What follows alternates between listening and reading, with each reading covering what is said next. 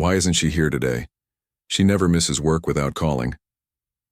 Arthur Randall, the 33-year-old millionaire CEO, stood before the empty reception desk of his company, feeling something strange tighten in his chest. Megan was always there. Every single day for 3 years, that warm smile was the first thing he saw when he arrived. It was the only genuine moment in his cold, calculated corporate life. But today, the chair was empty. Arthur tried to ignore the growing worry. After all, she was just his receptionist. People run late. It happens. But as the hours passed and Megan didn't show up, didn't call, that tightness in his chest transformed into real fear. She probably skipped work out of laziness. Joyce Weber, the red-haired manager who had always been obsessed with Arthur, said with disdain. These single mothers are all the same. Irresponsible. But Arthur knew the truth. Megan would never miss work without a reason. She had a 6-year-old daughter to support. She needed that job. Something was terribly wrong. On the second day of her absence, Arthur couldn't take it anymore. He went to the files, found Megan's address, and drove to her house. What he found there would change his life forever. A blonde little girl in a red dress opened the door, her blue eyes swollen from crying. "Did you come to help my mommy?" she asked, her voice trembling. "She's really sick. She can't wake up properly. I'm scared." Arthur entered the small house and saw Megan lying in bed, pale as a ghost, shaking with fever. In that moment, he knew he would do anything to save her. Absolutely anything. Even if it meant giving part of himself. This is the story of how a widowed CEO and a struggling single mother found the most unlikely love. A story of sacrifice, redemption, and second chances that will move you to the very last word. Before we continue with the story, tell us where you're watching from and how old you are. I hope you enjoy the story. The morning sun cast long, golden rays across the glass facade of Randall Enterprises, making the building gleam like a beacon in downtown Jacksonville. Arthur Randall guided his black Mercedes into his reserved parking spot at exactly 7:42 in the morning, as he did every weekday. Precision was his nature, punctuality his religion. In the 5 years since Cassandra's death, routine had become his lifeline, the only thing keeping him anchored to a world that had lost its color. He adjusted his Armani tie in the rearview mirror, running a hand through his neatly styled brown hair. At 33, he was considered one of Jacksonville's most eligible bachelors, though the thought made him bitter. He wasn't eligible. He was broken. His heart had been buried alongside Cassandra in Evergreen Cemetery, and no amount of wealth or success could bring it back. Arthur stepped out of his car, the cool November morning air hitting his face. He carried his leather briefcase in his left hand, his Rolex Submariner catching the morning light. The weight of the watch reminded him of Cassandra, who had given it to him on their 5th anniversary. "So you'll always think of me when you check the time," she had said, laughing, her green eyes sparkling with life. Now, every glance at his wrist was a small stab of pain he had learned to endure. He walked toward the building's entrance, his Italian leather shoes clicking against the pavement. This was when his day truly began, with the small ritual that had become the one genuine moment of human connection in his otherwise mechanical existence. Every morning for the past 3 years since Megan Longwell had started working as his receptionist, she was the first person he saw. She would look up from her desk with that warm, professional smile and say, "Good morning, Mr. Randall," in her soft, melodic voice. He would nod, allow himself the smallest of smiles, and reply, "Good morning, Megan." It was nothing, really. Just a simple exchange. But in Arthur's world of board meetings, profit margins, and corporate politics, it was the only moment that felt real. Megan never asked for anything, never tried to flirt or manipulate her way into his good graces like so many others had attempted. She was just there, constant and kind, a small light in his dark world. Arthur pushed through the revolving doors and stepped into the marble lobby.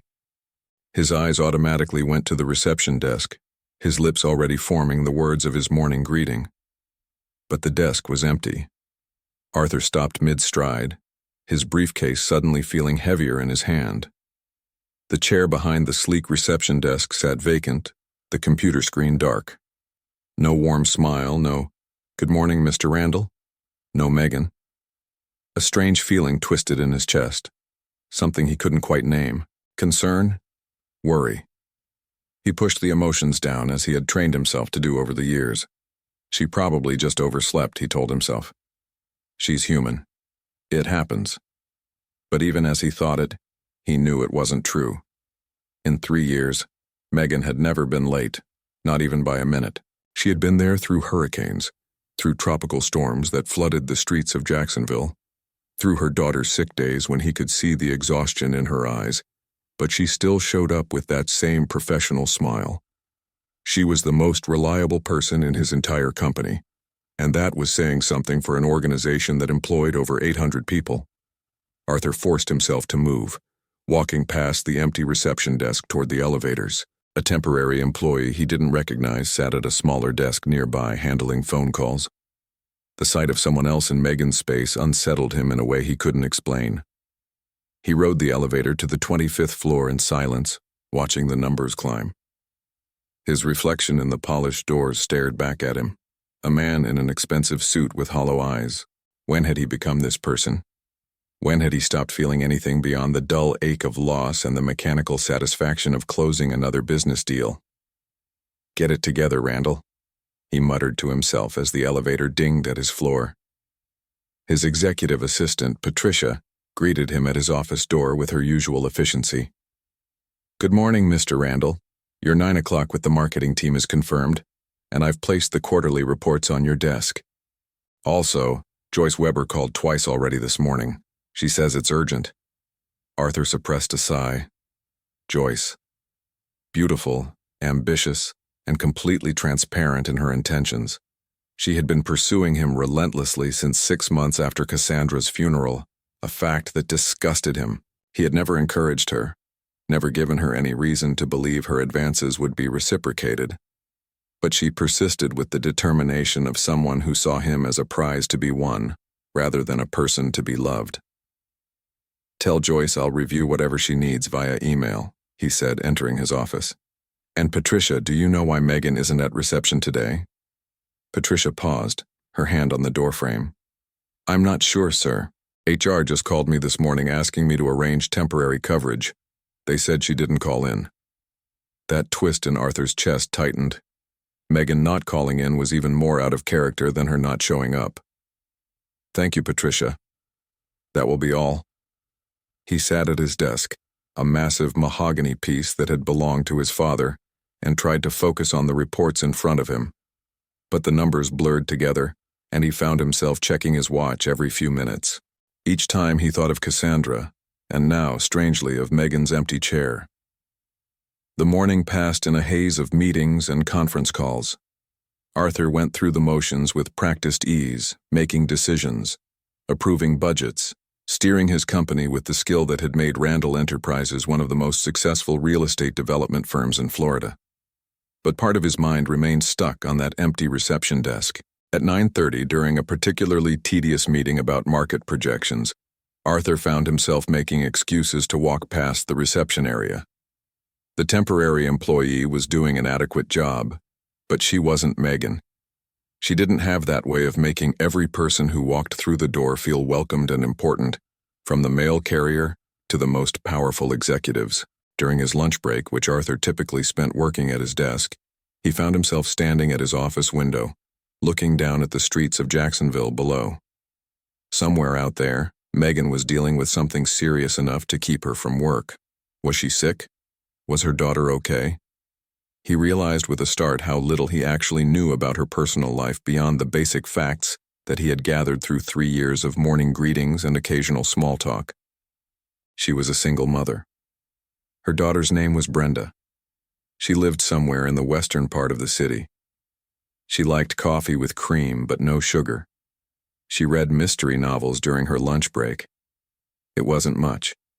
And yet, it felt like everything.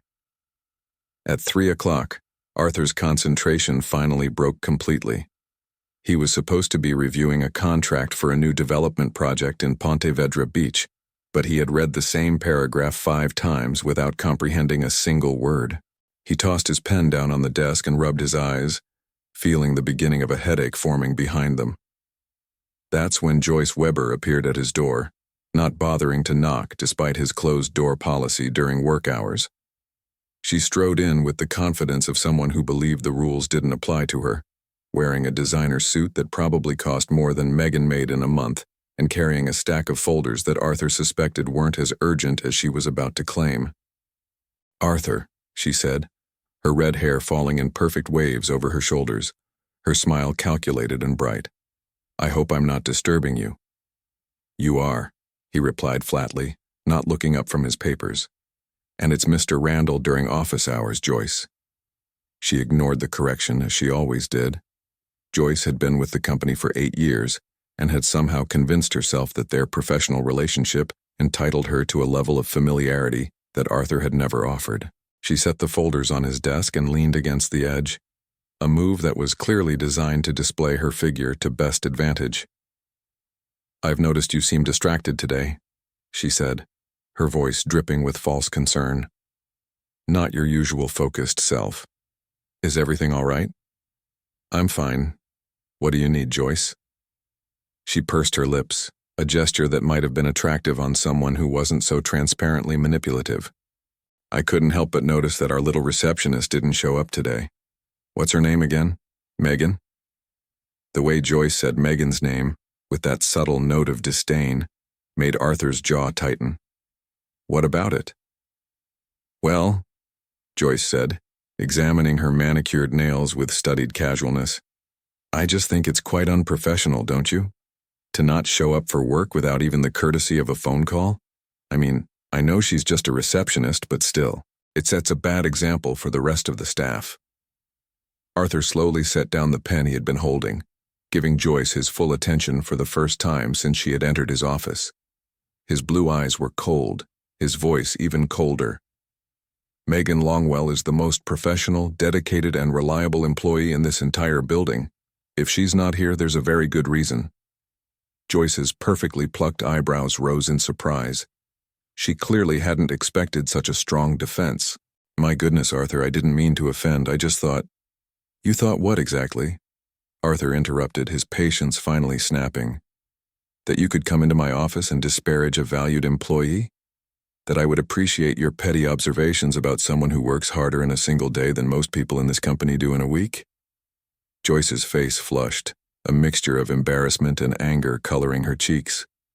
"I was simply expressing concern for the company's standards." "You seem awfully defensive about a simple receptionist. One might think that I value professionalism and loyalty." Arthur cut her off again, standing from his desk. "Two qualities that Megan has in abundance. Now, if you don't have any actual business to discuss, I have work to do." Joyce straightened, her eyes flashing with something dangerous. Jealousy, Arthur realized. Pure, undisguised jealousy. The realization stunned him. Was it really that obvious how much he looked forward to seeing Megan each morning? Had his carefully constructed walls become so transparent? "Of course," Joyce said, her voice tight with barely controlled emotion. "I apologize for wasting your time, Mr. Randall." She emphasized his name mockingly, gathered her folders, and stalked out of his office, her high heels clicking sharply against the hardwood floor. Arthur sank back into his chair, his headache now a full throbbing pain behind his eyes. He loosened his tie slightly and reached for his phone, pulling up the company directory. Megan's cell phone number was listed under her employee profile. His finger hovered over the call button for a long moment. "This is inappropriate," a voice in his head warned. "You're her boss. You're crossing a line." "But what if she's hurt?" Another voice argued. "What if she needs help?" Arthur pressed the call button before he could overthink it further. The phone rang once, twice, 3 times, 4 times. Each ring increased the knot of worry in his stomach. Finally, on the 5th ring, it went to voicemail. Megan's voice, bright and professional, asked him to leave a message. He ended the call without speaking. What would he even say? "Hi, it's your boss calling your personal phone because I'm worried about you?" It sounded stalkerish and inappropriate. He tried again 10 minutes later. Same result. Voicemail. Arthur stood and walked to his window, watching the sun begin its descent toward the horizon. The sky was painting itself in shades of orange and pink, the kind of sunset that Cassandra used to love. She would drag him out onto their balcony to watch the colors change, and he would pretend to be annoyed while secretly loving every moment of her enthusiasm for simple beauty. "What would you tell me to do, Cass?" he whispered to the glass, his breath fogging it slightly. "Would you tell me I'm being foolish? Would you tell me to mind my own business?" But he knew what Cassandra would say. She had always been the one with the bigger heart, the one who saw people as individuals rather than employees or business contacts. She would tell him that if someone needed help, you helped them.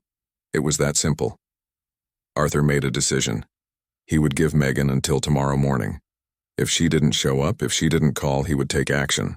He didn't know what that action would look like yet, but he couldn't just sit in his office and pretend everything was fine when his instincts were screaming that it wasn't.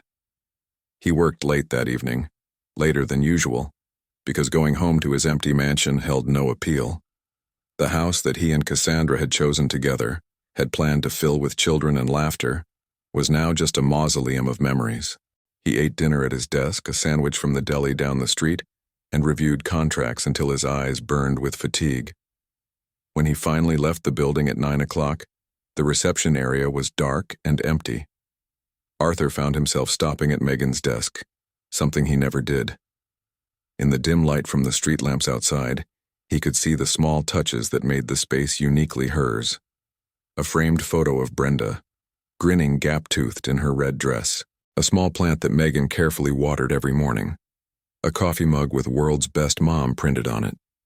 These small details, these glimpses into her life, made her absence feel even more wrong. Arthur drove home through the quiet streets of Jacksonville, his mind churning with possibilities he didn't want to consider. Accident, illness, emergency, each scenario worse than the last. That night he barely slept. Every time he closed his eyes, he saw that empty reception desk, felt that twist of worry in his chest. At 3 in the morning, he found himself in Cassandra's old office, the one room in the house he usually avoided. Her books still lined the shelves, her art supplies still sat in neat containers on the desk. He had kept it exactly as she left it, a shrine to a life cut too short. He pulled out one of her journals, the leather cover soft and worn from use. Cassandra had been a prolific writer, filling notebook after notebook with her thoughts, dreams, and observations. Arthur opened to a random page and began to read. "Sometimes I worry about Arthur," she had written in her neat, flowing script. "He's so focused on building the business, on being successful, that I think he forgets to actually live. I've been trying to teach him that life isn't about achievements or money. It's about moments. It's about connecting with people, really seeing them. I hope if anything ever happens to me that he remembers this, that he doesn't close himself off from the world, that he lets himself care about people again."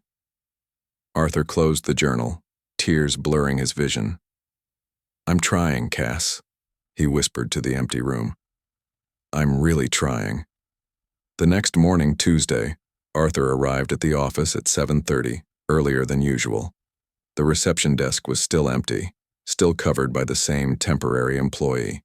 The twist in his chest had evolved into a full ache of dread. He didn't even go to his office. Instead, he went straight to human resources, his expression grim with determination. The HR manager, a pleasant woman named Sandra Mitchell, looked up in surprise as Arthur walked through her door. "Mr. Randall," she said, standing quickly. "I wasn't expecting you. Is everything all right?" "I need Megan Longwell's home address," Arthur said without preamble. Sandra blinked. "Sir, you know I can't just give out employee personal information. There are privacy policies."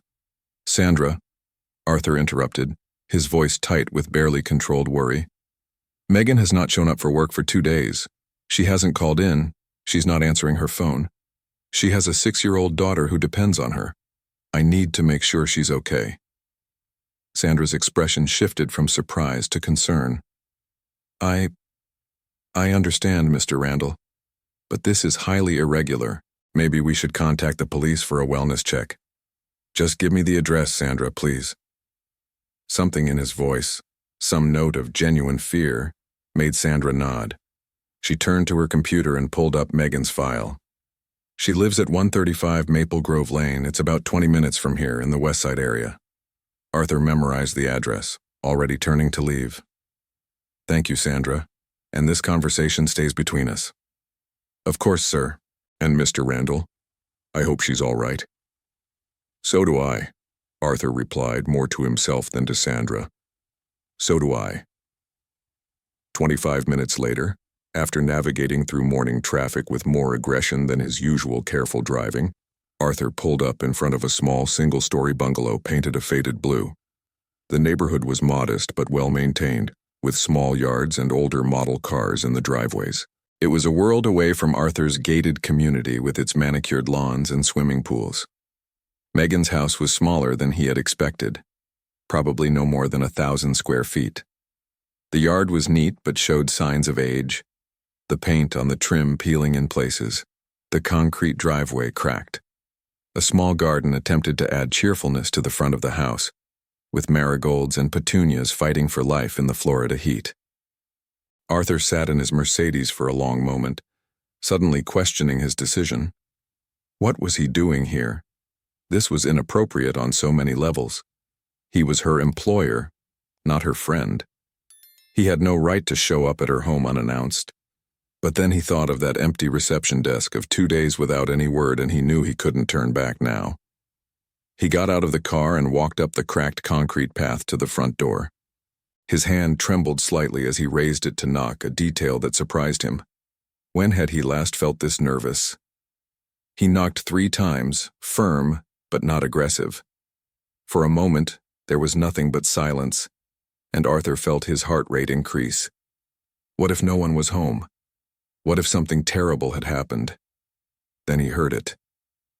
Small footsteps approaching the door. A childish voice called out, hesitant and scared. "Who is it?" "My name is Arthur Randall," he said, trying to make his voice gentle and non-threatening. "I work with your mommy. Is she home?" A pause, then the sound of a chain being unlatched, a deadbolt sliding back. The door opened slowly, and Arthur found himself looking down at the most heartbreaking sight he had seen in years. Brenda Longwell stood in the doorway, her blonde hair pulled into messy pigtails that looked like she had done them herself. She wore her red dress, the one from the photo on Megan's desk, but it was wrinkled and had a stain on the front. Her blue eyes, so much like her mother's, were red-rimmed and swollen from crying. She looked up at Arthur with a mixture of fear and hope that made his heart break. "Are you here to help my mommy?" she asked, her small voice cracking. "She's really, really sick." Arthur crouched down to bring himself to Brenda's eye level, something he had learned from Cassandra when they had talked about having children. Never tower over a scared child. "Yes, sweetie," he said softly. "I'm here to help. Can I come in and see your mommy?" Brenda nodded vigorously and stepped back, pulling the door open wider. "She's in her bedroom. She won't wake up properly. I'm scared." The inside of the house was clean but showed signs of struggle. Dishes were piled in the sink. Brenda's toys were scattered across the small living room floor. A blanket and pillow on the couch suggested that Brenda had been sleeping there. On the coffee table was a box of cereal in a bowl, evidence of a 6-year-old trying to feed herself. "When did your mommy get sick?" Arthur asked gently, letting Brenda lead him through the house. 3 days ago, Brenda said, her small hand finding Arthur's larger one and squeezing it tightly, as if afraid he might disappear. "She came home from work and said she felt funny. Then she got worse and worse. I tried to help, but I don't know what to do. I can't reach the phone to call for help, and Mommy told me never to open the door for strangers. But you said you know Mommy, so I thought it was okay." Arthur felt fury rising in his chest, not at Brenda or Megan, but at himself. While he had been sitting in his comfortable office yesterday, worried about profit margins and market shares, this little girl had been here alone, terrified, trying to take care of her sick mother. "You did exactly the right thing," he assured her. "You're a very brave girl." Brenda led him to a small bedroom at the back of the house. The door was partially open, and Arthur could hear labored breathing from inside. He gently pushed the door fully open and felt his breath catch in his throat. Megan lay in a single bed that took up most of the small room, covered in a thin quilt. Her blonde hair, usually so carefully styled for work, was matted with sweat and spread across the pillow. Her face was alarmingly pale, almost gray, with dark circles under her closed eyes. Even from the doorway, Arthur could see that she was trembling with fever. "Megan," he called softly, approaching the bed. "Megan, it's Arthur Randall. Can you hear me?" Her eyes fluttered open, unfocused and glassy with fever. It took her a moment to register who was standing in her bedroom, and when she did, her expression shifted through confusion to shock to absolute horror. "Mr. Randall," she croaked, her voice barely above a whisper. She tried to sit up, a gesture of panic and embarrassment, but the effort was too much. She fell back against the pillows, gasping. I'm so sorry. I should have called. Please don't fire me, Brenda. She needs..." "Stop," Arthur commanded gently but firmly, moving closer to the bed. "Stop apologizing. Stop worrying about your job. Right now we need to focus on getting you help." Tears began streaming down Megan's pale cheeks. "I can't afford a hospital," she whispered, her voice breaking. "I don't have good insurance. The bills, they'll destroy us. Brenda needs food, needs school supplies, needs..." "I can't." Arthur knelt beside the bed, his expensive suit pants touching the worn carpet without him giving it a second thought. "Megan, listen to me very carefully. You are not going to worry about money. You are not going to worry about your job. You are not going to worry about anything except getting better. Do you understand?" "But..." "No buts," Arthur said, more forcefully than he intended. He softened his voice. "How long have you been sick?" 3 days, Megan admitted, echoing what Brenda had said. "I thought it was just the flu. Thought I could push through it. But it kept getting worse. Yesterday I couldn't even get out of bed. Brenda's been so brave taking care of herself, but I don't know what to do." Arthur stood, pulling his phone from his pocket. "I'm calling my doctor. He'll come here and examine you, and then we'll figure out what needs to happen next."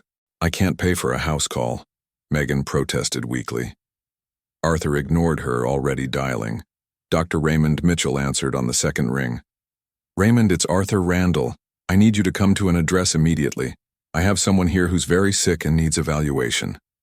He rattled off the address, listened to the doctor's questions, answered what he could. "Yes, high fever. Difficulty breathing. Extremely weak. Yes, I'll wait for you here. Thank you." He ended the call and turned back to find Brenda standing in the doorway, watching him with wide, hopeful eyes. "Is the doctor coming?" she asked. "Yes, sweetie. He'll be here in about 20 minutes. Brenda burst into tears, the relief too much for her little body to contain. She ran to Arthur and wrapped her arms around his legs, sobbing into his knees. "Thank you. Thank you. Thank you. I was so scared.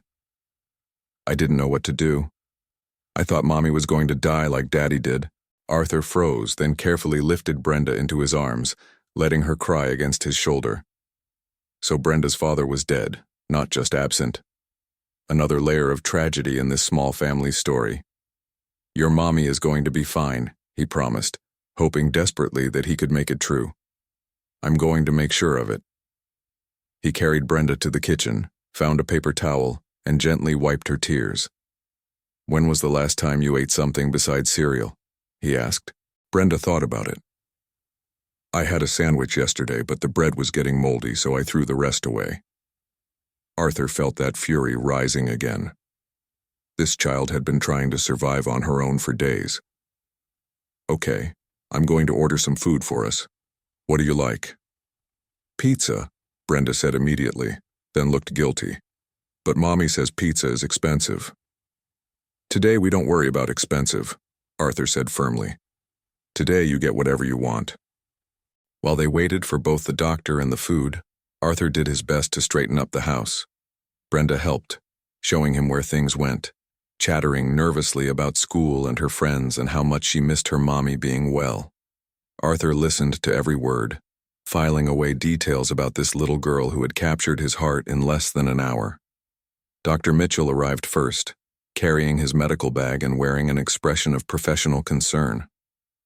Arthur met him at the door and led him to Megan's room, explaining what little he knew about her condition. The doctor examined Megan thoroughly while Arthur and Brenda waited anxiously in the living room. Brenda had climbed onto Arthur's lap, her small hands clutching his tie, and he found himself stroking her hair automatically, a gesture that felt both foreign and completely natural. After what felt like hours but was probably only 30 minutes, Dr. Mitchell emerged from the bedroom, his expression grave. He gestured for Arthur to join him in the kitchen, out of Brenda's earshot. "Arthur," the doctor said in a low voice, "this woman is in serious condition. Based on my examination, I believe she's suffering from acute kidney failure. Her symptoms, the extreme fatigue, the nausea, the confusion, the decreased urine output that she mentioned, they all point to renal insufficiency." Arthur felt the bottom drop out of his stomach. "Kidney failure? How serious is that?" "Very serious. She needs to be hospitalized immediately for comprehensive testing. If I'm right about the kidney failure, she'll need dialysis at minimum, possibly a transplant depending on the extent of the damage." "A transplant," Arthur repeated, the word heavy on his tongue. "How long can someone wait for a kidney?" Dr. Mitchell sighed. "The waiting list in Florida averages 3 to 5 years, and that's if she even qualifies for the list, which requires a lot of medical evaluations and, frankly, proof that she can afford the anti-rejection medications post-transplant." "Money isn't an issue," Arthur said immediately. "I'll cover everything." The doctor raised his eyebrows. "Arthur, kidney transplants can cost upwards of $500,000, not including follow-up care. That's not even considering the dialysis costs while waiting for a match." "I don't care if it costs $5 million, Arthur said, his voice hard with determination. "She's going to get the best care available, whatever it takes." Dr. Mitchell studied Arthur for a long moment, a small smile playing at the corners of his mouth. "You care about her. She's my employee. She's a single mother with a 6-year-old daughter. Of course I care." "Of course," Dr. Mitchell agreed, but his tone suggested he saw more than Arthur was admitting. "Well, we need to get her to Jacksonville Memorial immediately. I'll call ahead and have them prepare a room. Do you want me to call an ambulance?" "No," Arthur decided. "That will terrify Brenda. I'll drive them both. The little girl can't stay at the hospital." Arthur thought quickly. "My mother. She lives about 30 minutes from here. She'll be thrilled to have Brenda. Eleanor loves children." They returned to the bedroom, where Megan had drifted into an uneasy sleep. Dr. Mitchell gently woke her and explained the situation. Arthur watched Megan's face crumble as she heard the diagnosis, saw the fear and despair wash over her features. "I can't afford this," she kept saying over and over. "I can't. Brenda needs me. I can't leave her with medical debt." Arthur sat on the edge of her bed, taking her hand in his. Her skin was hot and dry with fever. "Megan, look at me," he commanded gently. When her eyes finally focused on his face, he continued, "I am going to pay for everything, every test, every treatment, every medication. You are not going to argue with me about this." "Why?" she whispered, tears streaming down her face. "Why would you do this for me?" Arthur was silent for a moment, wondering himself. "Because you make me feel human again," he thought. "Because your smile is the only real thing in my life. Because the thought of Brenda losing her mother the way I lost Cassandra is unbearable." But what he said was, "Because it's the right thing to do. Because you're a valued member of my team. Because no one should have to choose between their health and their child's welfare." While Dr. Mitchell went to call the hospital, Arthur called his mother. Eleanor Randall answered on the first ring, as she always did when Arthur called. "Arthur, darling, what a lovely surprise. It's not like you to call in the middle of the day." "Mom, I need your help," Arthur said without preamble. I have a 6-year-old girl who needs a place to stay for a few days while her mother is in the hospital. Can she stay with you? Of course. You know how I love children. What's her name? Brenda. She's special, Mom. She's been through a lot. Her father passed away, and now her mother is very sick. She needs someone who will make her feel safe and loved. Consider it done, Eleanor said immediately. Bring her over whenever you're ready. I'll prepare the guest room. Arthur hung up and went to explain the situation to Brenda. The little girl listened with wide, frightened eyes, but when Arthur described Eleanor's big house with its garden and the room that would be all hers, she slowly nodded. Will you come visit me? She asked in a small voice. Every day, Arthur promised. And as soon as your mommy is feeling better, you can visit her too. Getting Megan from her bed to Arthur's Mercedes was an ordeal. She could barely walk, and Arthur ended up carrying her while Dr. Mitchell supported her legs.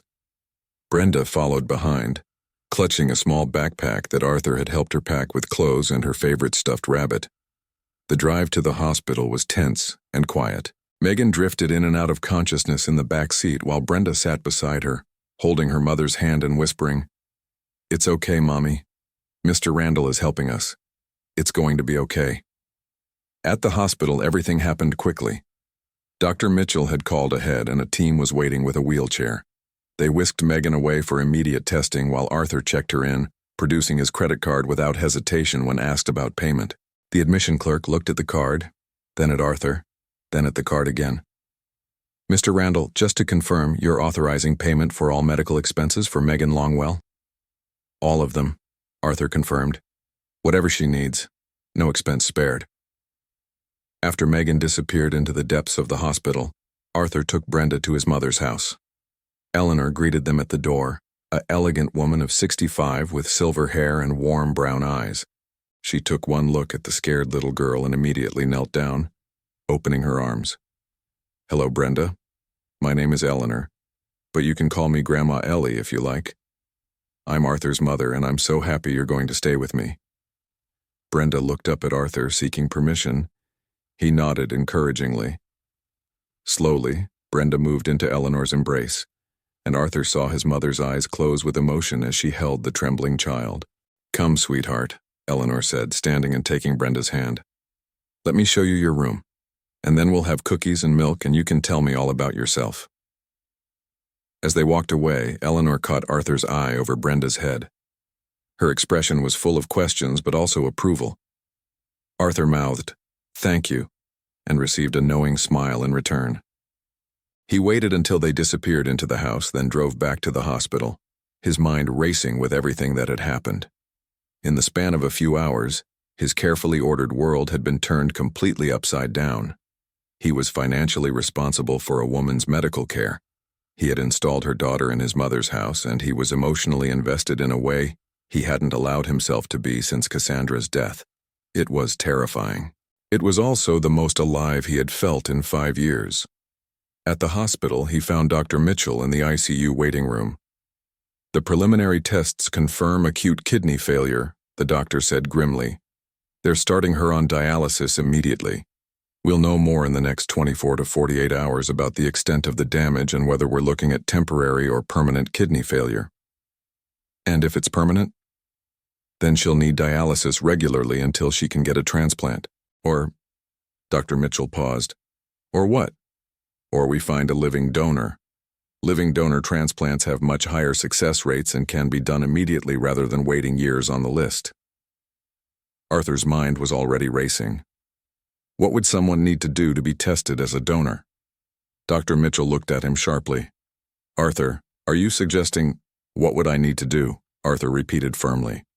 "Blood type compatibility test first, then tissue typing, cross-matching, complete medical evaluation. It's not a simple process, and it's not without risks to the donor. I want to be tested." "Arthur, think about this. Kidney donation is major surgery. There are risks of infection, bleeding, even death, though that's rare. And you'd be recovering for 6 to 8 weeks. When can we start the testing?" Arthur asked, as if he hadn't heard the warnings. "Doctor," Mitchell sighed, recognizing the stubborn determination in Arthur's eyes.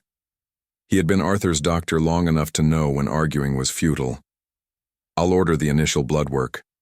But Arthur, even if you're compatible, even if you're willing, Megan might not accept your offer." "She doesn't have a choice," Arthur said quietly. "I'm not going to let her die. Not if I can prevent it." Over the next week, Arthur essentially moved into the hospital. He had Patricia bring him his laptop and files so he could work from the ICU waiting room. He attended video conferences from the hospital cafeteria. He signed contracts at Megan's bedside while she slept, hooked up to the dialysis machine that was keeping her alive. Brenda visited every day after school. Eleanor would bring her and they would sit in Megan's room, Brenda doing her homework at the small table while telling her unconscious mother about her day. Arthur found himself looking forward to these visits, to Brenda's chatter and Eleanor's gentle presence. Joyce Weber, meanwhile, was becoming increasingly aggressive in her pursuit of information. She showed up at Arthur's office multiple times, always with some excuse, always trying to find out where he was and what he was doing. "It's not like you to be so distracted," she said during one particularly intrusive visit. "The board is starting to notice. There are rumors you're having some kind of breakdown." "Tell the board that everything is under control," Arthur said curtly. "And Joyce, stop dropping by unannounced. If you have business to discuss, schedule it through Patricia like everyone else." Joyce's eyes narrowed. "This is about that receptionist, isn't it? You've been obsessing over her disappearance. It's unhealthy, Arthur. She's just an employee." "She's a person who needs help," Arthur replied, his voice dangerously quiet, "something you might not understand." "I understand more than you think," Joyce shot back. "I understand that you're letting your emotions cloud your judgment. Cassandra has been gone for 5 years, Arthur. At some point you need to move on, but not with someone so—" She waved her hand dismissively. "Beneath you." Arthur stood from his desk slowly, his face a mask of cold fury. "Get out of my office, Joyce, now." "Arthur, I'm just trying to—" "Get out." Joyce left, but Arthur could see the jealous rage in her eyes. He made a mental note to keep her away from any information about Megan. Something about Joyce's reaction set off alarm bells in his mind. The test results for Arthur's donor compatibility came back positive. Dr. Mitchell delivered the news with a mixture of relief and concern. "You're a match," he said. "Not perfect, but very good. The surgery could happen within a few weeks if Megan agrees." "She'll agree," Arthur said with more confidence than he felt. Telling Megan was harder than he expected. She had been awake more in recent days, stabilized by the dialysis, but still weak and frightened. When Arthur explained that he had been tested as a donor and was a match, her reaction was immediate and vehement. "No," she said, trying to sit up in her hospital bed. "Absolutely not. I can't let you do that." "Megan, no," she said more forcefully, tears streaming down her pale face. "You don't understand what you're offering. It's major surgery. You could have complications. You could die. I can't. I won't let you risk your life for me." Arthur pulled his chair closer to her bed, his voice gentle but firm. "Megan, look at me. Really look at me." She met his eyes, her own filled with tears and fear. 5 years ago, Arthur began quietly, my wife Cassandra was diagnosed with pancreatic cancer. From diagnosis to death was 6 months. 6 months of watching her suffer, of feeling completely helpless, of begging God or fate or anyone who would listen to take me instead of her. I would have given anything to save her. But there was nothing I could do. No surgery I could have, no organ I could donate. I just had to watch her die. Megan was crying harder now, her hand reaching out to grasp his. When Dr. Mitchell told me you needed a kidney, Arthur continued, it was the first time since Cassandra died that I could actually do something. I could save someone. I could prevent a little girl from losing her mother the way I lost my wife. Don't take that away from me, Megan. Please, let me do this. But why? Megan whispered. Why would you do this for me? You barely know me. Arthur was silent for a long moment, trying to find the right words. I know that every morning for 3 years your smile was the only genuine thing in my day. I know that you work harder than anyone in that building. I know that your daughter draws pictures of castles and dreams of a life where her mother doesn't have to struggle. I know that you're strong and brave and you deserve a chance to live and raise your little girl. Isn't that enough? Megan covered her face with her hands, her shoulders shaking with sobs. I'm so scared, she admitted. I'm scared of dying. I'm scared of leaving Brenda alone. I'm scared of accepting this gift from you because what if something goes wrong? What if you're the one who dies because of me? I'm not going to die, Arthur said with absolute certainty. And neither are you. We're both going to come through this surgery and you're going to be healthy again, and you're going to watch Brenda grow up and graduate high school and have her own family someday. That's what's going to happen. You sound so sure. I am sure, because I'm not going to let it happen any other way. Finally, after hours of discussion and reassurance from both Arthur and Dr. Mitchell, Megan agreed to the surgery. It was scheduled for 2 weeks later, giving both donor and recipient time to prepare physically and mentally. During those 2 weeks, something shifted between Arthur and Megan. The formal distance of employer and employee dissolved, replaced by something deeper and more profound. They talked for hours in her hospital room, sharing stories about their lives. Megan told him about Brenda's father, Michael, who had died in a construction accident when Brenda was only 2. Arthur told her about Cassandra, about their dreams of children and family, about the empty mansion that had become his prison.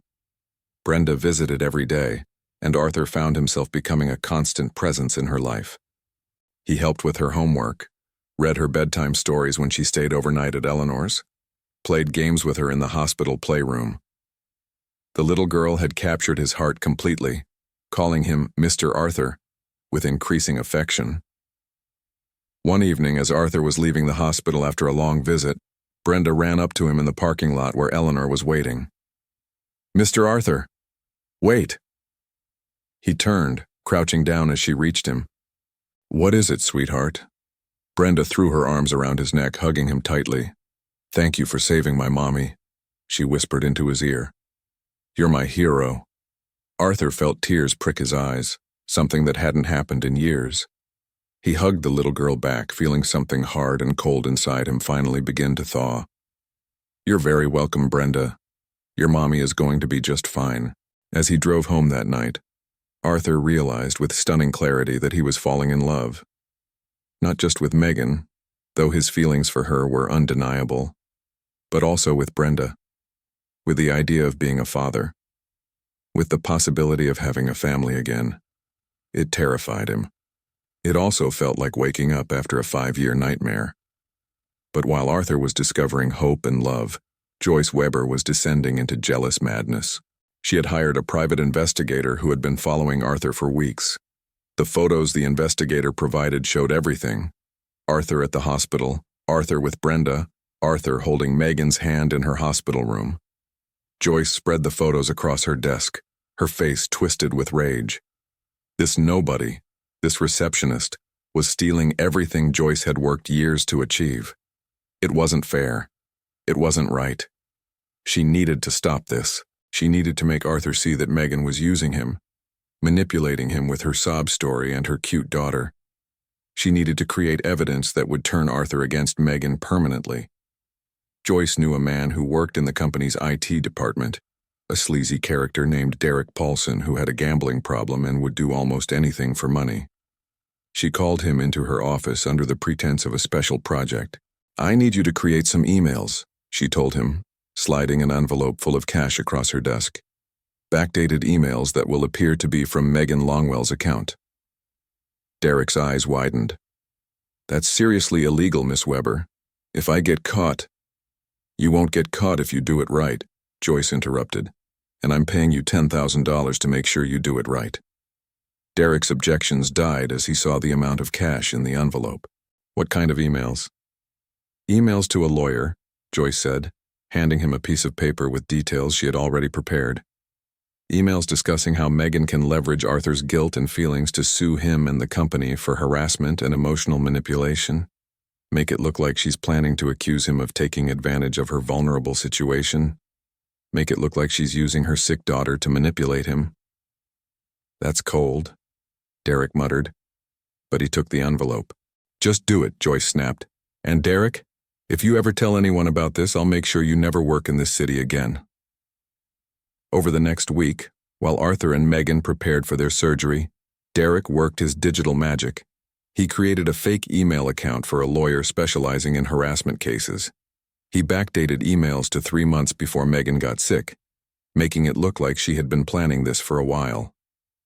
He made the emails subtle enough to be believable, but damning enough to destroy Arthur's trust. Joyce's plan was to accidentally discover these emails during a routine IT audit and bring them to Arthur's attention just before the surgery. If Arthur believed that Megan had been manipulating him all along, he would cancel the donation, and Megan would either die or be forced back onto the long waiting list. Either way, she would be out of Arthur's life forever. The surgery was scheduled for a Tuesday morning. Arthur spent Monday saying goodbye to his staff, putting his affairs in order just in case, and spending one last evening with his mother and Brenda. "Are you scared?" Brenda asked him that night, her small hand in his as they sat in Eleanor's garden watching fireflies. "A little," Arthur admitted, "but mostly I'm excited to help your mommy get better." "Will it hurt?" "Probably, for a little while, but it will be worth it." Brenda was quiet for a moment, then said, "My daddy died. He went to work one day and never came home. Are you going to die too?" Arthur felt his heart break at the fear in her voice. He pulled Brenda onto his lap, holding her close. "No, sweetheart. I'm not going to die. I'm going to have surgery, and then I'm going to get better, and then your mommy and I are both going to come home. And we'll all have dinner together, and everything will be okay. I promise." "Promises are important," Brenda said seriously. "Mommy says you should never make a promise you can't keep. Your mommy is very smart, and I wouldn't make this promise if I didn't mean it." That night, Arthur couldn't sleep. He lay in his bed, staring at the ceiling, thinking about the surgery, about Megan, about Brenda, about how his entire life had changed in just a few short weeks. He thought about Cassandra, wondering if she would approve of what he was doing. "I think you would like her, Cass," he whispered to the darkness. "Megan, I mean. She's strong like you were, kind like you were. And Brenda is the daughter we never got to have. I know you wanted me to be happy again. I think maybe I'm finally ready to try." The next morning, Arthur arrived at the hospital at 5 a.m. Megan was already being prepped for surgery in one room, while Arthur was taken to another. They were allowed a few moments together before being wheeled into separate operating rooms. "Thank you," Megan said, holding Arthur's hand tightly. "Whatever happens, thank you for giving me this chance." "We're both going to be fine," Arthur assured her, squeezing her hand back. "And when we wake up, we're going to have a long talk about some things." "What things?" Megan asked, but the nurses were already wheeling her away. Arthur watched her go, a feeling of rightness settling over him. This was what he was meant to do.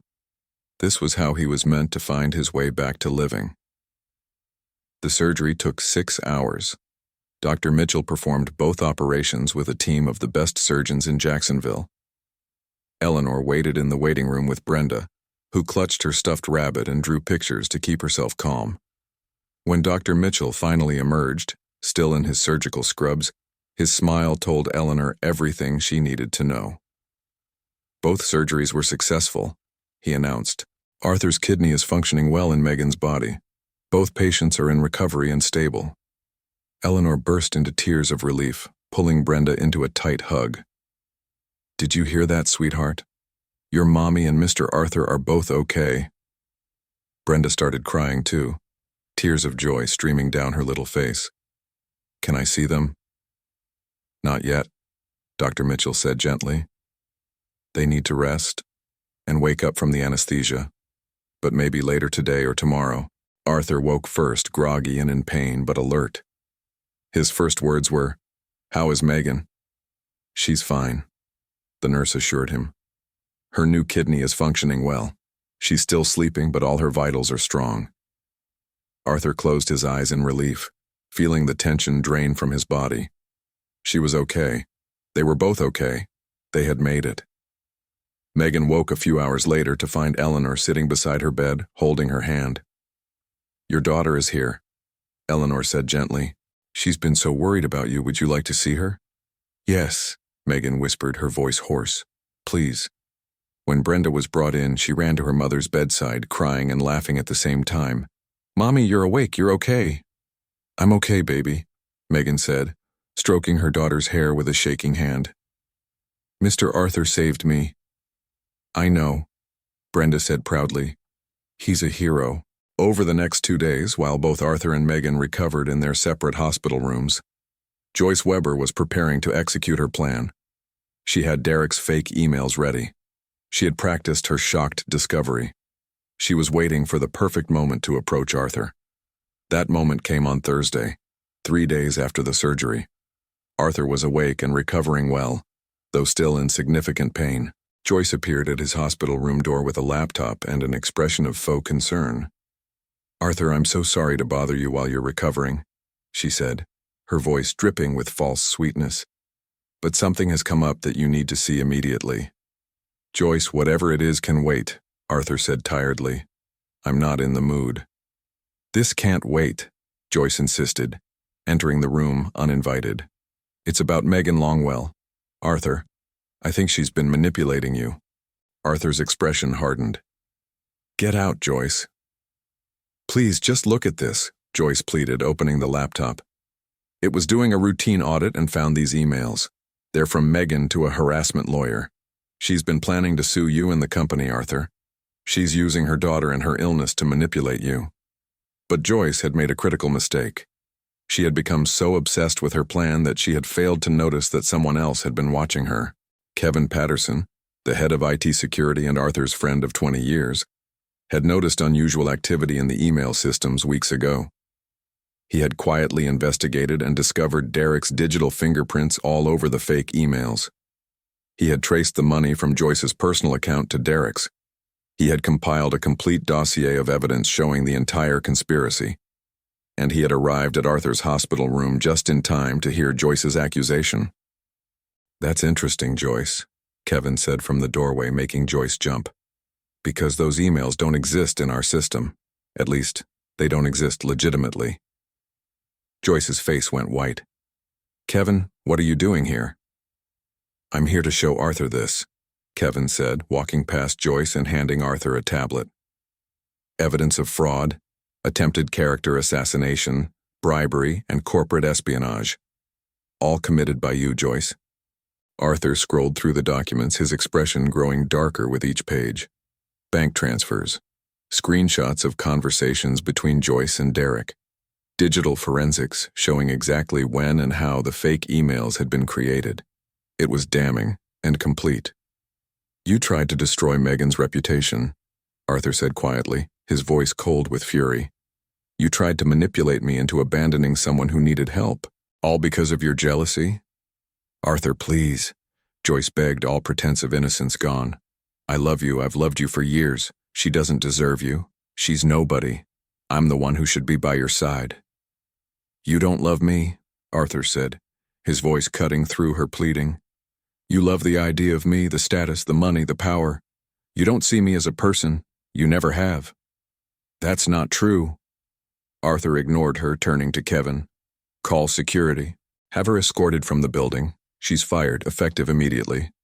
And Kevin, prepare a report for our legal team. I want to know if we can press criminal charges." "Already done," Kevin said grimly, stepping to the door to call for security. Joyce's face twisted with rage and desperation. "You're making a mistake," she screamed as security guards appeared at the door. "She's using you. You'll see. When she's healthy and she doesn't need you anymore, she'll leave you with nothing."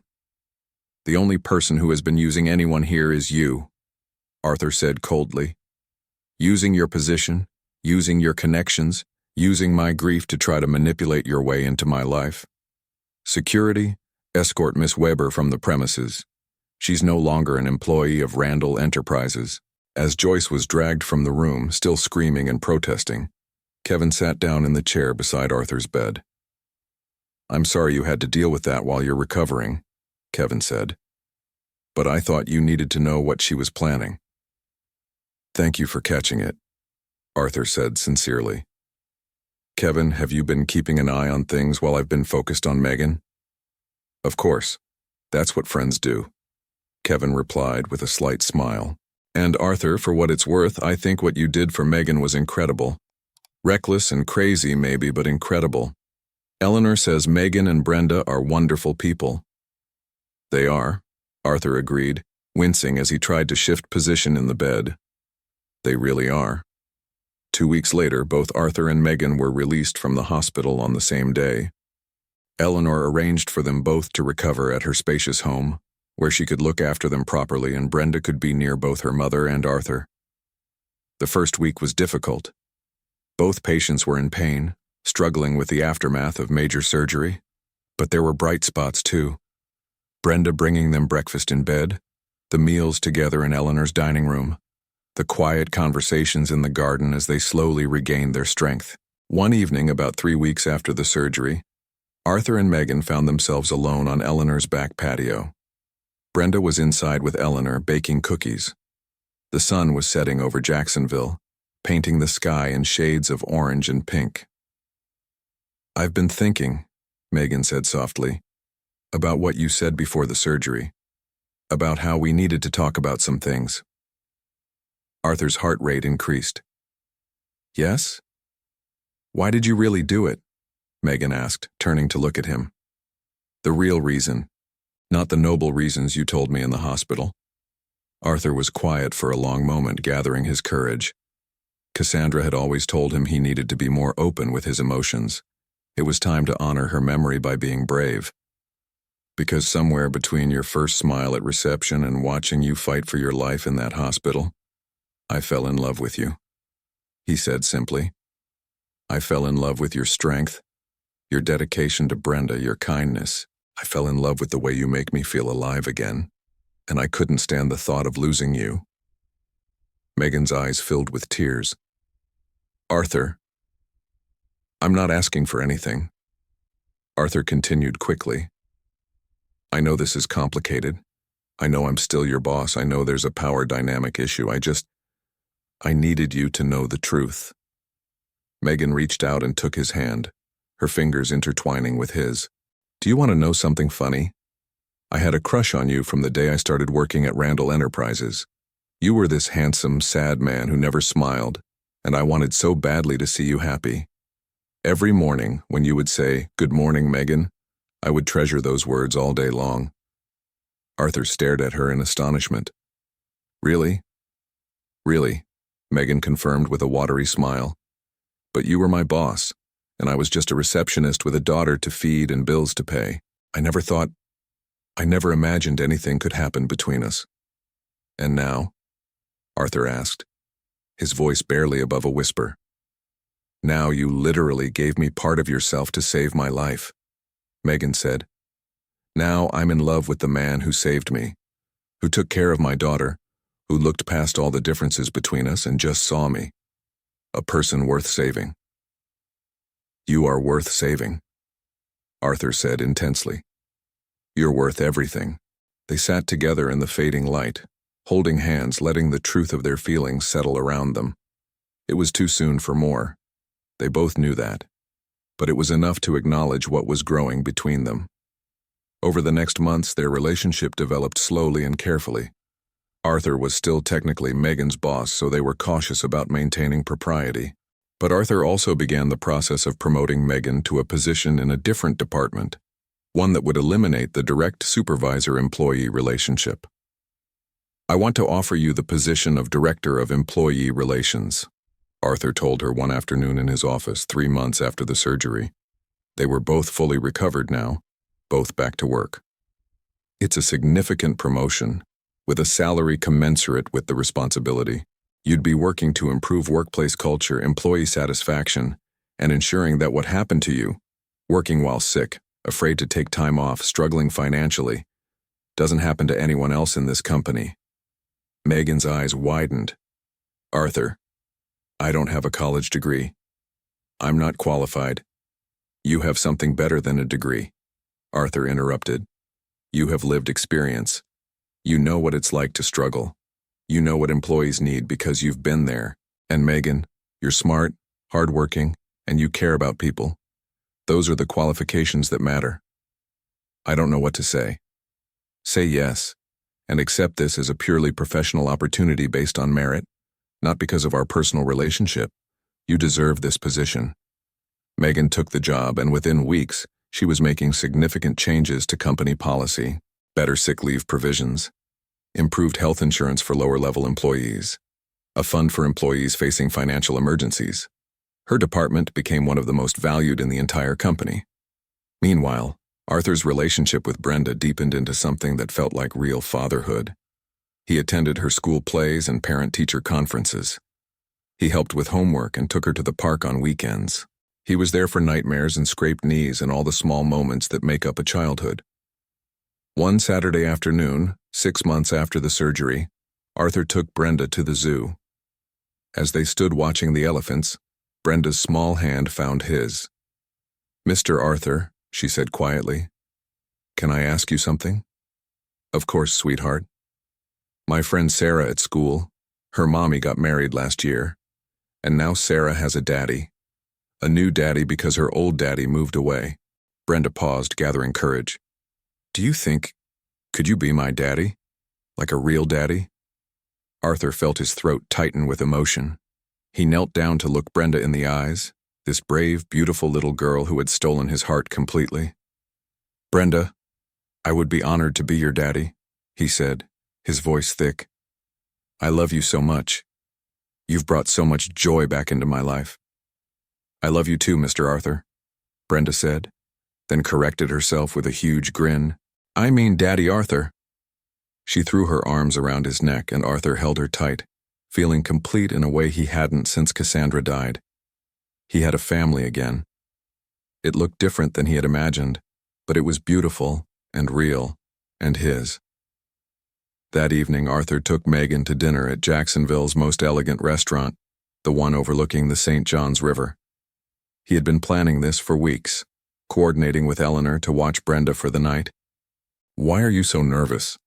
Megan asked with an amused smile as they were seated at a private table with a stunning view of the river at sunset. "Who says I'm nervous?" Arthur replied, his hand shaking slightly as he reached for his water glass. "Arthur, I've seen you negotiate multi-million-dollar deals without breaking a sweat. I've never seen you this fidgety. What's going on?" Arthur took a deep breath. This was it. The moment that would determine his future. "Megan, these past months with you and Brenda have been the happiest of my life. You've brought light and love and laughter back into a world that had been dark for so long." "Arthur, please, let me finish," he said, standing from his chair.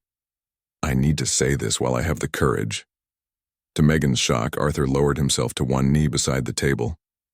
Other diners began to notice, conversations quieting as attention turned to their table. Arthur pulled a small velvet box from his pocket, opening it to reveal a stunning diamond ring that caught the sunset light and sparkled like captured fire. "Megan Longwell, I love you. I love your strength, your kindness, your dedication to being the best mother you can be. I love how you make me laugh. I love how you see the best in people. I love the way you hum when you're concentrating on work. I love everything about you." Tears were streaming down Megan's face, her hand covering her mouth. "I know this might seem fast to some people," Arthur continued, "but when you've been given a second chance at happiness, you don't waste time. Megan, will you marry me? Will you and Brenda let me be part of your family officially? Will you take a chance on a broken man who has somehow found himself whole again?" The restaurant was completely silent, everyone waiting for Megan's answer. She looked at Arthur, this incredible man who had literally given her life back to her, who had shown her daughter what a father's love looked like, who had proven that fairy tales could come true even for struggling single mothers.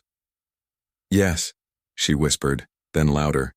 "Yes, yes, Arthur, I'll marry you."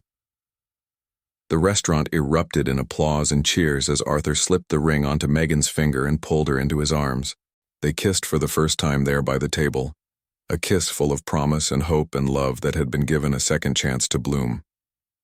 When they finally broke apart, both crying and laughing, Megan looked at the ring on her finger in wonder. "It's beautiful, but Arthur, this must have cost a fortune." "You're worth every penny," Arthur said firmly. "You're worth everything." They returned to Eleanor's house later that evening to tell Brenda the news. The little girl's reaction was everything Arthur had hoped for and more. She screamed with joy, jumped up and down, and insisted on being part of the wedding planning immediately. "Can I be a bridesmaid?" Brenda asked, bouncing with excitement. "Can I wear a pretty dress? Can I throw flowers?" "You can be the flower girl," Megan told her daughter, hugging her tight.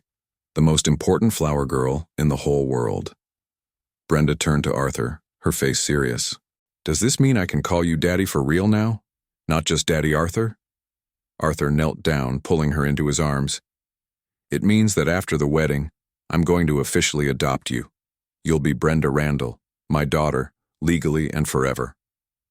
"Forever and ever?" Brenda asked, needing the reassurance.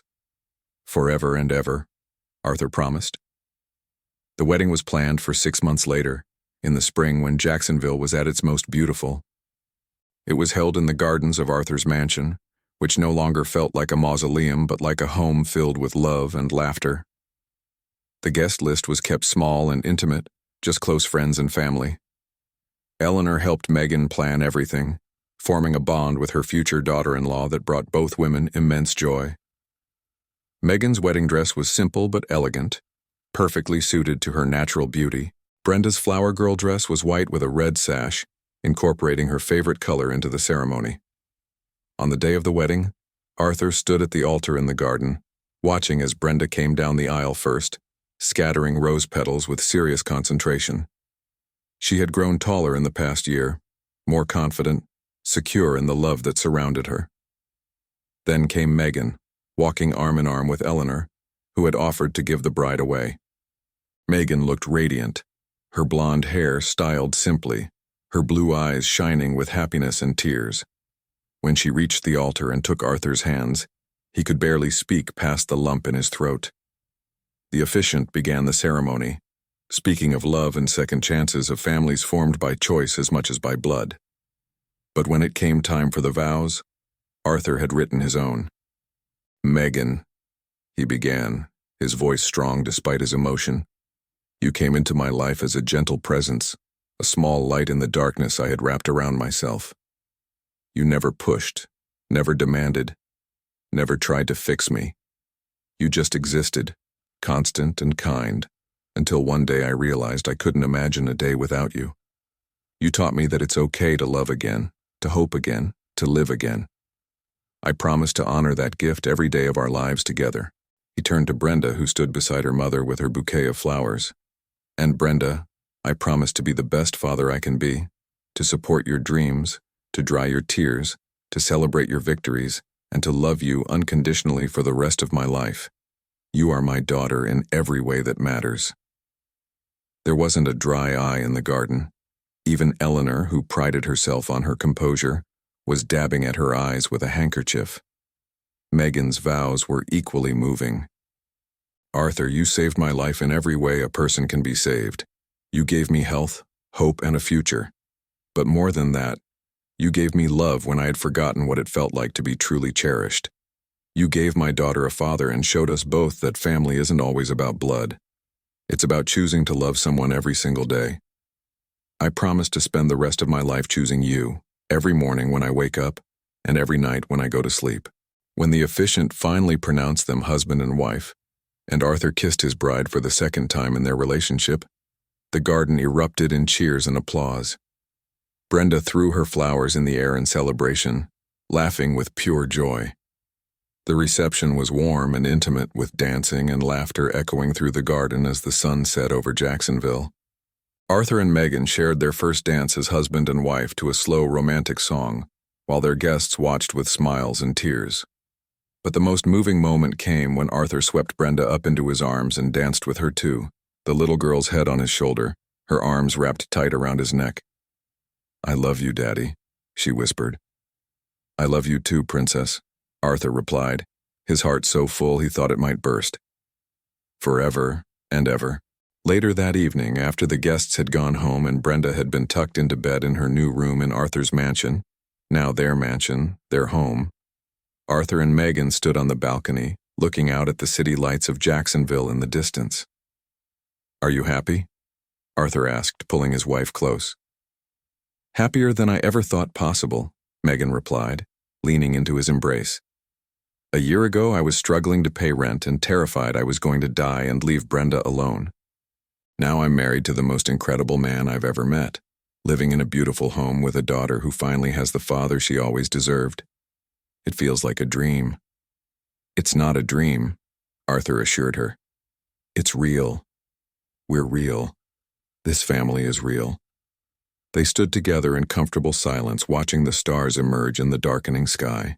Arthur thought about Cassandra, about how she would have loved Megan and Brenda, about how she would have been so proud that he had found his way back to happiness. "Thank you, Cass," he whispered silently to the stars. "Thank you for loving me enough to want me to love again." And as if in answer, a shooting star streaked across the Jacksonville sky, bright and beautiful and gone in an instant, like Cassandra's life. But its light remained, just as Cassandra's love for Arthur remained, not holding him to the past but pushing him gently toward his future. In the months and years that followed, the Randall family flourished. Arthur officially adopted Brenda in a touching courtroom ceremony where the little girl proudly took his last name. Megan's work in employee relations transformed the culture at Randall Enterprises, making it one of the best companies to work for in all of Florida. Arthur himself became more involved in charitable work, particularly in healthcare access for underprivileged families, inspired by Megan's experience.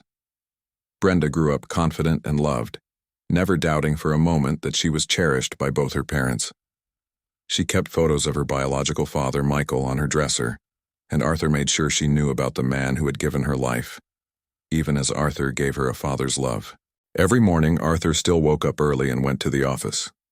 But now, instead of arriving to an empty mansion after a long day, he came home to a house filled with laughter and love. Megan was often in the kitchen, cooking dinner and humming softly to herself. Brenda would run to greet him at the door, eager to tell him about her day. Eleanor visited often, bringing cookies and warmth and the occasional gentle motherly advice. On the 5-year anniversary of Arthur's kidney donation to Megan, the family threw a celebration that they called Second Life Day. It was a day to commemorate not just the surgery that had saved Megan's life, but the day that had brought their family together. They invited Dr. Mitchell, Kevin Patterson, and other friends who had been part of their journey. Eleanor gave a toast that had everyone in tears. 5 years ago, she said, raising her glass, my son had lost his way. He was successful, powerful, wealthy, but he had forgotten how to live. Then a brave young woman and her even braver daughter came into his life and reminded him of what truly matters: family, love, sacrifice. Today we celebrate not just Megan's physical healing, but the healing of our entire family. To second chances, to love that saves us, and to the family we choose. To family, everyone echoed, glasses clinking. Later that night, after the guests had gone and Brenda had been put to bed, Arthur and Megan found themselves back on the balcony where they had stood on their wedding night, looking out at Jacksonville.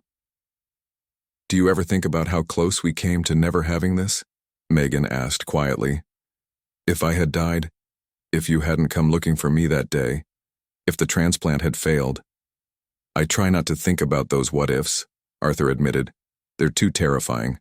Instead, I focus on how grateful I am for every day we do have together." "Me too," Megan said, turning to face him.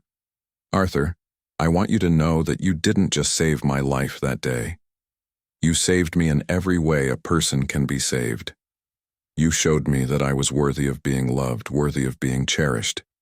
You gave Brenda a father who adores her. You gave me a future I never dreamed possible. And you gave me a reason to live again," Arthur replied, cupping her face in his hands. "You and Brenda, you're my whole world. You're proof that even after the worst loss, even after the darkest night, there can be a dawn. There can be light. There can be love." They kissed, tender and sweet, a kiss full of gratitude and promise and the deep, abiding love that had saved them both. Inside the house, in her princess-themed bedroom with its castle drawings and stuffed animals, Brenda Randall slept peacefully, secure in the knowledge that she was loved, safe, and part of a family that would never let her go. She dreamed of castles and princes and happy endings, not knowing that she was already living in one. And in heaven, or wherever souls go after death, perhaps Cassandra smiled, knowing that the man she had loved so deeply had found his way back to happiness. Perhaps she whispered to Michael, Brenda's biological father, that their loved ones were safe and cared for and whole. Perhaps love really does transcend death, not by holding us to the past, but by blessing our futures. In Jacksonville, Florida, in a mansion that was once a monument to grief but had become a home full of joy, the Randall family lived and loved and thrived, proof that sometimes the greatest love stories aren't about finding someone new, but about finding the courage to love again, to risk heartbreak again, to choose hope over fear. And every morning when Arthur came downstairs for breakfast, Megan would smile at him just like she used to at the reception desk, and he would smile back. And they would both remember that moment when everything changed, when a simple absence became the beginning of their greatest love story. We'd love to hear your thoughts on this beautiful love story. Let us know what you thought of this tale full of emotions and surprises. Tell us your name, where you're watching from, and rate this story from 0 to 10 if it touched your heart. And if you enjoyed the plot, don't forget to leave a like and subscribe to the channel so you don't miss the amazing new stories coming soon. See you next time.